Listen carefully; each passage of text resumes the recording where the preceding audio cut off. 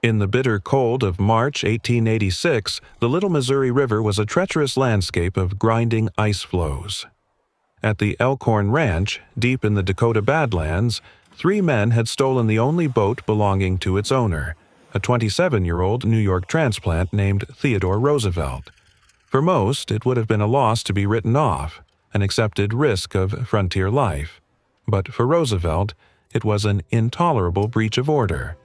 Rather than wait for the distant authorities, he took the law into his own hands. With his 2 ranch hands, William Sewall and Wilmot Dow, Roosevelt set to work in the freezing temperatures, constructing a new, rough-hewn boat from scratch. Their mission was not merely to recover property, it was to pursue and capture the thieves. For 2 weeks they navigated the perilous ice-choked river, a grueling 300-mile journey through the unforgiving wilderness. They endured the biting cold and the constant danger of the shifting ice, driven by Roosevelt's unyielding sense of justice. When they finally caught up to the thieves, the capture was swift and without violence. Now acting as a Billings County deputy sheriff, Roosevelt personally escorted the men to Dickinson for trial. For days, he stood guard over them, even passing the time by reading to his captives. This single, extraordinary episode was a perfect distillation of the man Theodore Roosevelt had become. Physically tough, intellectually driven, and absolutely uncompromising in his application of the law. This man, the self-appointed lawman of the Badlands, had not been born to such a life. He first arrived in Dakota Territory in September 1883, a 24-year-old New York assemblyman, an Eastern aristocrat with a desire to hunt bison before the great herds vanished forever. He was immediately captivated by the rugged landscape and what he called the perfect freedom of the West. He saw a land of stark beauty, a place where a man was measured by his resilience and grit. Before leaving, he invested in the Maltese Cross Ranch, 7 miles south of the small railroad town of Medora, a decision that would irrevocably alter the course of his life. What began as a hunting trip sparked a lifelong passion. He could not have known then that this remote, harsh territory would become both his refuge and his forge. The land that so enchanted him on that first visit would soon be the only place he could turn to in the face of an unimaginable personal tragedy. On February 14, 1884, a day that would haunt him for the rest of his life, both his young wife, Alice, and his beloved mother, Mittie, died in the same house on the same day. In his diary, Roosevelt drew a thick black X and wrote a single, devastating sentence: "The light in my life has gone out." Emotionally crushed, the 25-year-old Roosevelt fled back to the one place that demanded everything of a man, leaving no room for despair: the Badlands. He established a second, more remote ranch he called the Elkhorn, which he often referred to as his home ranch. There he sought solace not in quiet reflection, but in grueling physical labor. He embraced what he would later call the strenuous life, transforming himself from a man some considered a frail and underweight city dweller into the larger-than-life figure of American memory. He became a rancher, a big game hunter, and an authentic cowboy, riding the range and tending to his cattle business. The Badlands healed him by challenging him, forcing him to channel his inner turmoil into external action. The physical demands of ranching, the constant exposure to the elements, and the simple, stark code of the frontier rebuilt him. It was here, he would later say, that the romance of my life began. He firmly believed that his time in the West was the foundational experience of his life, stating unequivocally, "I never would have been president if it had not been for my experience in North Dakota." His leadership qualities, honed in the drawing rooms of New York, found their most authentic expression on the open range. Seeing the need for order amid the chaos of competing cattle interests, he helped organize the Little Missouri Stockmen's Association in December 1884, and his fellow ranchers, recognizing his natural authority, elected him chairman.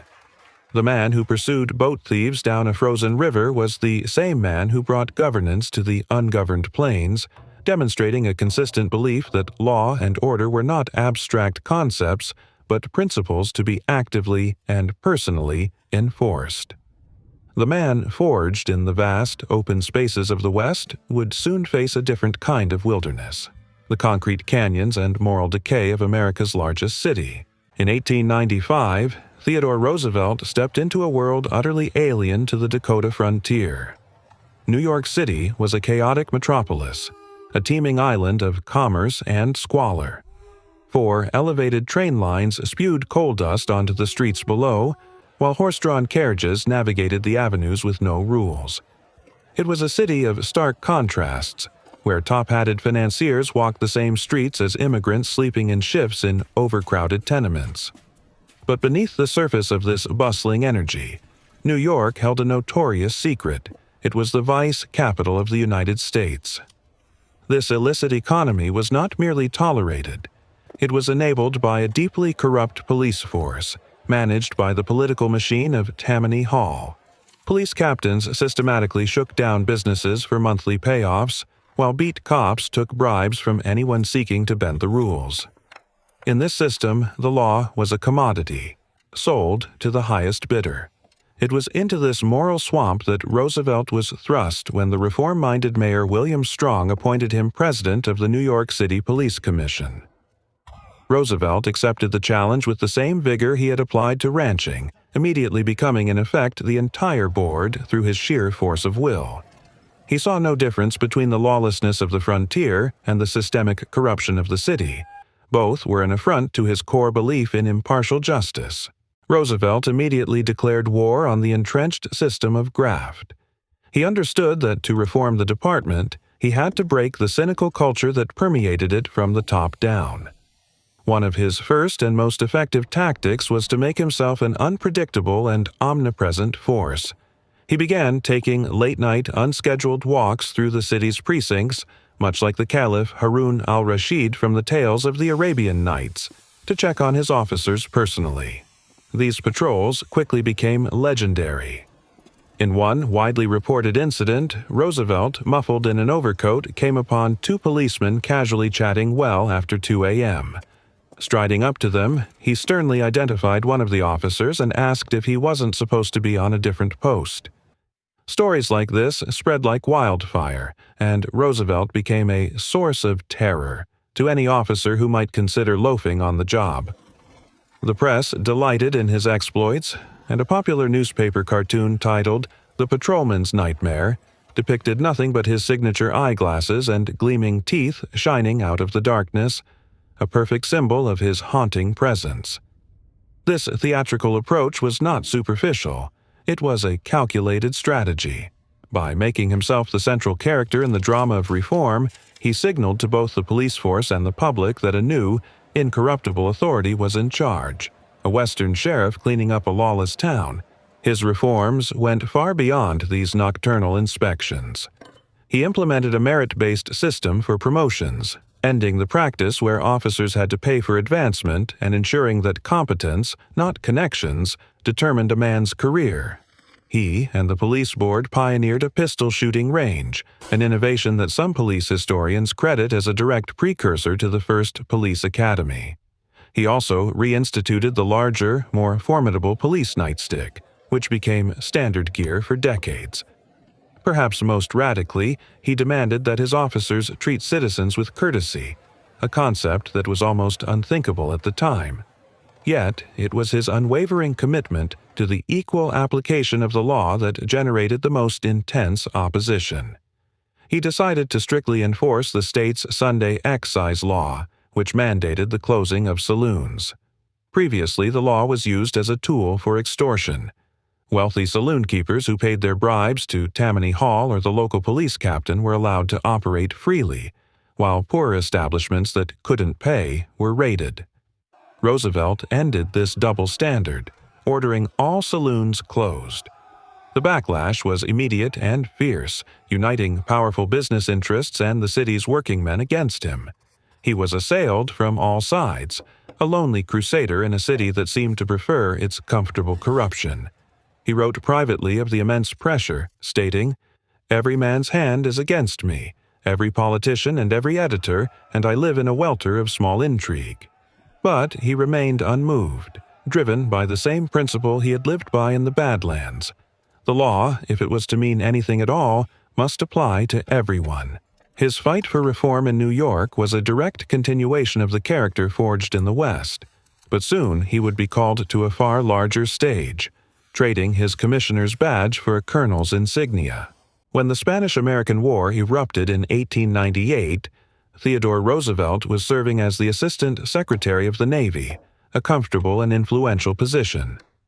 But the call of the strenuous life was too strong to ignore. While others in his position might have been content to direct the war from a desk in Washington, Roosevelt felt an overwhelming duty to participate directly. On May 6, 1898, he resigned his post and volunteered to lead a cavalry unit in the fight against Spain in Cuba. He had a unique vision for this regiment. It would not be a standard military unit, but a living embodiment of the American spirit as he saw it, a fusion of Western ruggedness and Eastern intellect. He helped organize the first U.S. volunteer cavalry, a diverse collection of men from every corner of the nation. Cowboys and gamblers, hunters and prospectors, college athletes and lawmen, Native Americans and Buffalo Soldiers all answered the call, coming from 45 states, 4 territories, and even 14 foreign countries. The press quickly gave them a name that would become legendary: the Rough Riders. Commissioned as a lieutenant colonel, Roosevelt and his men trained at Fort Sam Houston in San Antonio, Texas, before shipping out to Florida to await embarkation. Due to logistical chaos, a significant portion of the regiment and nearly all of their horses had to be left behind. The famed cavalry unit would go to war in Cuba largely on foot. On July 1, 1898, the Rough Riders faced their ultimate test near the city of Santiago. Assembled as part of the Army's 5th Corps, their objective was to assault the Spanish fortifications on the San Juan Heights. The advance stalled under withering Spanish fire in the stifling tropical heat, which soared above 100 degrees Fahrenheit. The American troops were pinned down, seeking whatever cover they could find. Roosevelt, now promoted to colonel, grew increasingly impatient with the delay. His unit was ordered to take a smaller, adjacent rise known as Kettle Hill to support the main attack on San Juan Hill. As the troops in front of him hesitated, Roosevelt decided that decisive action was the only way to break the stalemate. Mounted on his horse Texas, he became the only mounted officer visible on the front lines, a conspicuous and inviting target. He rode up and down the line, exhorting not only his own men but the regular Army troops as well, urging them forward. His personal valor was immediately tested when shrapnel from a Spanish shell struck him in the wrist, though the wound was minor. Undeterred, he pressed on, his presence and sheer audacity inspiring the men around him. Observers at the time believed the charge had no chance of success. The Americans were outnumbered and attacking a well-entrenched enemy position. Roosevelt galloped forward, leading the entire advance until he was about 40 yards from the summit of Kettle Hill, where his path was blocked by a wire fence. He dismounted, released his horse, and scrambled through the fence on foot, quickly reaching the enemy trenches at the top. After taking the summit of Kettle Hill, Roosevelt, caught up in the momentum of battle, immediately ordered a charge on the next line of Spanish defenses on the adjacent San Juan Hill. He ran forward, expecting his men to follow, only to look back and realize that just 5 soldiers had joined him, 3 of whom were quickly wounded. In a moment of fury and frustration, he ran back to the main line, rallying the rest of the troops who had not heard his initial command.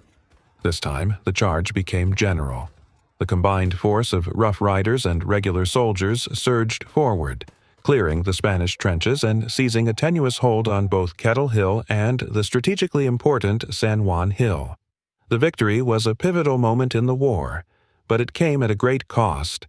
The Rough Riders suffered 89 men killed or wounded, giving them the highest casualty rate of any American unit in the conflict.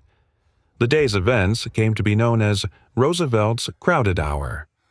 Most military experts agreed that his personal courage and audacious leadership were the single most important factors in the American victory. He had not just participated in the battle, he had willed it to a successful conclusion through his own actions.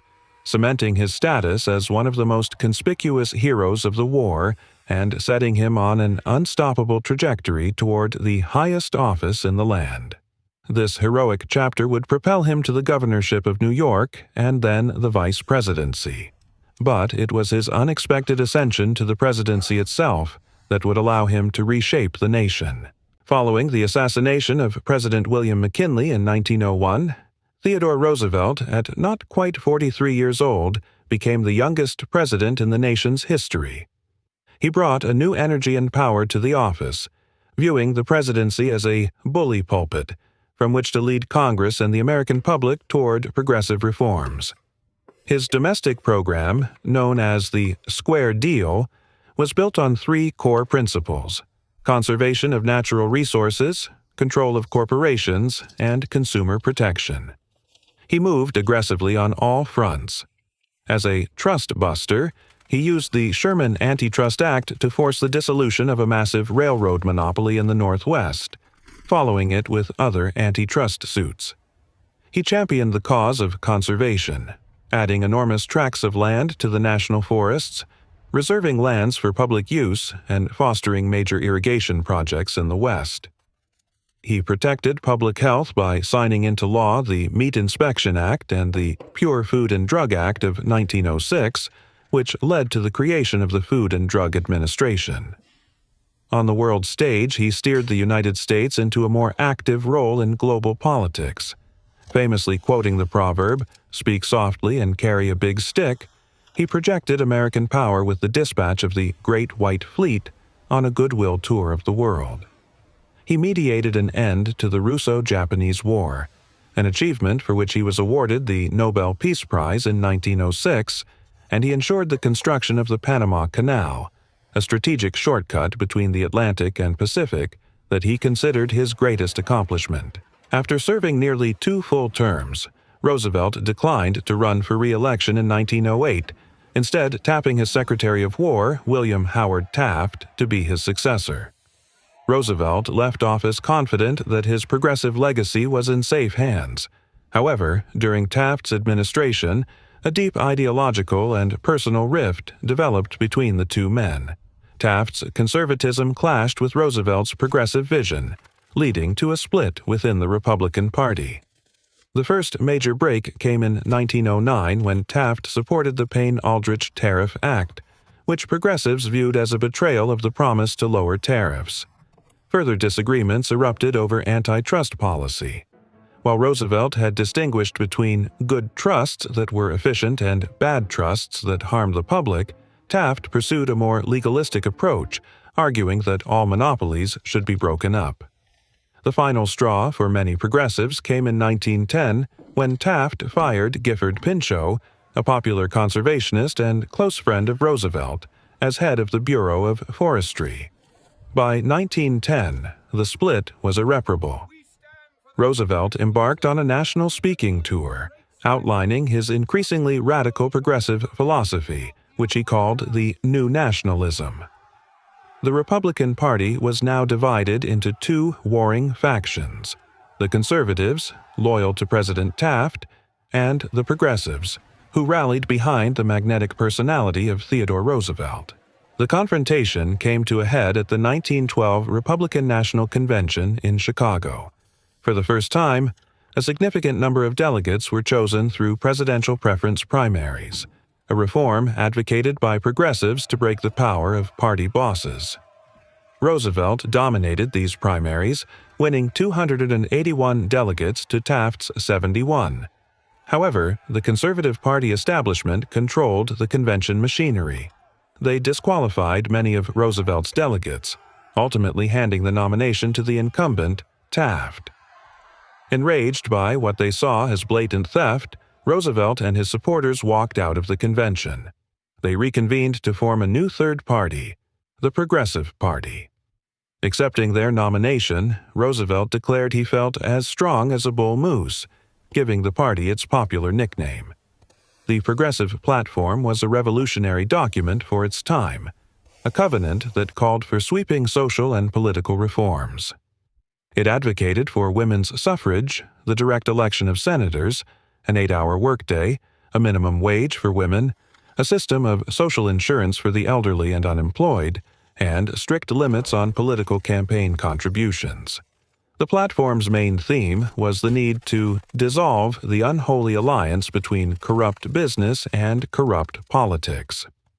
With three major candidates in the race, the political landscape of 1912 was more fractured and volatile than any in recent memory.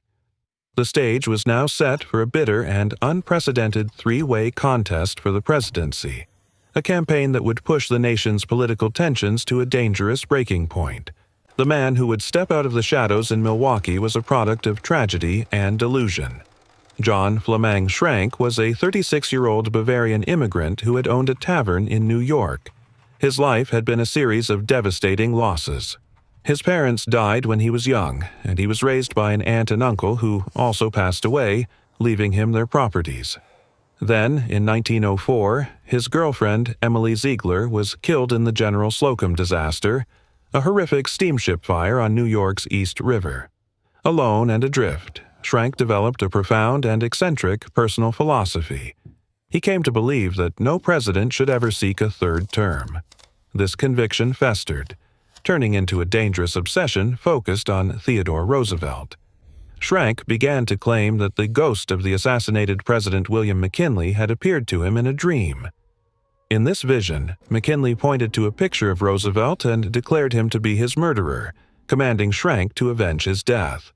Believing he was an instrument of justice, Schrank began to follow the Roosevelt campaign across the country, from New Orleans to Milwaukee, waiting for his moment. On the evening of October 14, 1912, that moment arrived. Roosevelt had just finished a dinner at the Gilpatrick Hotel and was preparing to leave for a scheduled speech at the Milwaukee Auditorium. As he stepped into an open-topped automobile, a large, enthusiastic crowd pressed in around the vehicle. Roosevelt stood up to wave and acknowledge their cheers. At that instant, Schrank pushed his way to the front of the crowd, raised a .38 caliber Colt Police Positive Special revolver, and, from a distance of just 4 or 5 feet, fired a single shot directly at Roosevelt's chest. A sharp crack echoed through the street, and for a moment there was stunned silence, followed by screams. Roosevelt stumbled from the impact, his knees buckling. Chaos erupted. Albert E. Martin, Roosevelt's secretary and a former football player, reacted instantly, leaping on Schrank and wrestling him to the ground. The crowd, realizing what had happened, became a furious mob, with men pummeling the captured assailant and shouting, "Kill him! Hang him!" But in that moment of pandemonium, Roosevelt straightened up. He calmly assessed the situation and, in an act of incredible composure, shouted to the mob, "Don't hurt him. Bring him here. I want to see him." His voice cut through the noise, and the crowd, astonished to see him standing and in command, fell silent. Roosevelt's life had been saved by an extraordinary coincidence. The bullet, aimed at his heart, had first struck the steel eyeglasses case in his breast pocket. It then passed through the 50-page manuscript of the speech he was about to deliver, which was folded in half, creating a dense barrier of paper that slowed the projectile's velocity dramatically. The bullet lodged in his chest muscle, just short of penetrating the pleura and entering his lung. As an experienced hunter and anatomist, Roosevelt performed a quick self-diagnosis. He put a hand to his lips and coughed. Seeing no blood, he correctly concluded that his lung had not been pierced. His aides and doctors on the scene pleaded with him to go to the hospital immediately. He refused. He had a speech to give. Arriving at the Milwaukee Auditorium, he walked onto the stage as blood seeped through his white shirt. He began his address with words that would echo through American history. "Friends, I shall ask you to be as quiet as possible. I don't know whether you fully understand that I have just been shot." He then held up the thick, blood-stained manuscript, showing the crowd the bullet hole. But it takes more than that to kill a bull moose. For the next 90 minutes he delivered his scheduled speech. He spoke with passion about the progressive cause, dismissing the attempt on his life as an event of infinitesimal importance compared to the great issues at stake. "I am telling you the literal truth when I say that my concern is for many other things," he declared. It is not in the least for my own life." Only after he had finished did he agree to be taken to a hospital. Doctors examined him and determined that it would be more dangerous to try to remove the bullet than to leave it in place. Theodore Roosevelt would carry John Schrank's bullet in his chest for the rest of his life. The incident was the ultimate unplanned test of the strenuous life he had championed. In a single evening, he had embodied every facet of the persona he had spent a lifetime building: the rugged frontiersman who could diagnose his own wound, the firm lawman who protected his attacker from mob justice, and the unwavering leader who placed his duty above his own survival. 2 years after the shooting in Milwaukee following his defeat in the 1912 election, Theodore Roosevelt once again sought a formidable physical challenge to overcome a political setback. He accepted an invitation to join a perilous expedition to map an uncharted tributary of the Amazon River in Brazil, a waterway known ominously as the Rio da Dúvida, the River of Doubt. The journey, undertaken with his son Kermit and the legendary Brazilian explorer Cândido Rondon, quickly descended into a brutal struggle for survival. The ill-equipped party navigated treacherous rapids in heavy, crude dugout canoes, losing precious supplies and equipment to the churning water. They faced constant threats from the jungle itself: piranhas in the water, disease-carrying insects, and the unseen presence of indigenous tribes armed with poison-tipped arrows. The expedition was plagued by starvation, exhaustion, and illness. One man drowned in the rapids. Another committed murder and was abandoned in the jungle to face his fate. Roosevelt himself suffered a severe gash on his leg which became badly infected. Racked with a high fever from malaria and weakened by dysentery, he was brought to the brink of death. Believing he was a burden to the rest of the party, he begged to be left behind to die so that the others might have a better chance of survival.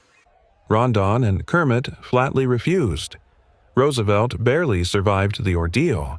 He returned to the United States a shadow of his former self, having lost a significant amount of weight.